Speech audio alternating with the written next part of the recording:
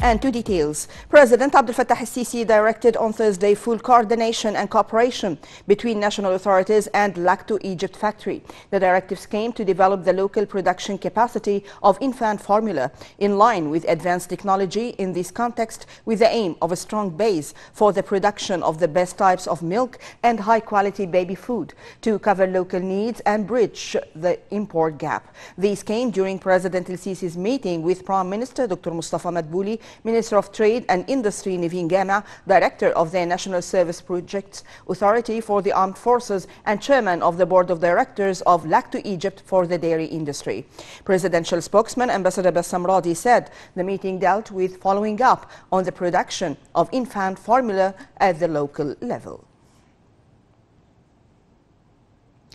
Prime Minister Dr. Mustafa Madbouli said the government will start implementing the assignments of President Abdel Fattah el-Sisi according to a specific time schedule. In a weekly cabinet meeting on Thursday, Madbouli said these assignments will contribute to enhancing the private sector's participation in the state-owned assets to double its role in developing the economy. Moreover, the government will launch an initiative to support and nationalize local industries through boosting private sector's role and expanding the base of macro and medium industries.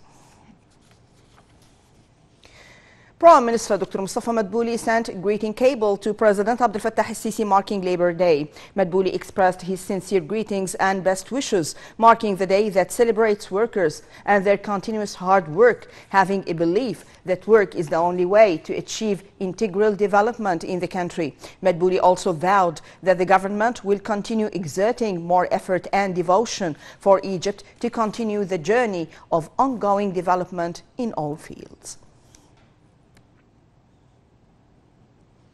Minister of Interior Mahmoud Tawfiq sent a greeting cable to Minister of Manpower Mohammed Safan marking Labor Day. The Interior Minister expressed the police's best wishes to all the Egyptian people, reiterating appreciation to the national role of the Egyptian labor.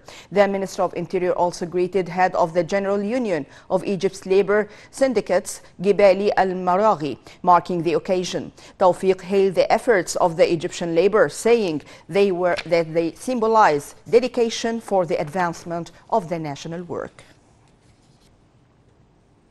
The Ministry of Interior announced the release of 3,273 inmates with a presidential pardon to mark Sinai Liberation Day. The prisoners' release came after President Abdel Fattah el-Sisi's announcement on Tuesday during the Egyptian family iftar, the reactivation of the Pardon Committee. Among of those released is political activist Hossein Monis, who was sentenced to 4 years in jail in 2021. The Pardon Committee, formed in 2016, reviews the cases of those imprisoned for political crimes and others who meet certain conditions, such as families who have more than one relative in jail.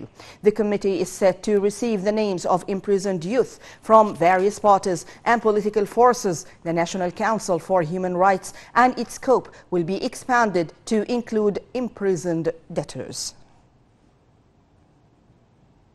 Upon directives of President Abdel Fattah el-Sisi, an extraordinary meeting of the National Coalition for Civil Development Action took place on Thursday. The meeting came ahead of the implementation of the second stage of a social guidance plan, which is prolonged until the end of the year 2022.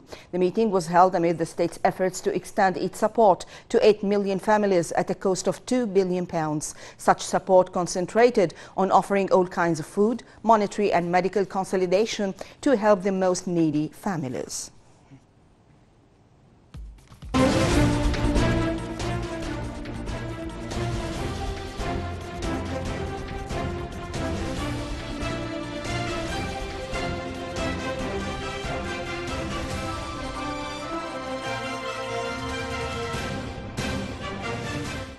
And to details, the Egyptian exchange ended Thursday's session in the green zone for the second session in a row. The benchmark EGX 30 rose 3.07%. The small and mid-cap index EGX 70 climbed 2.74%. The trading volume reached 1.45 billion shares.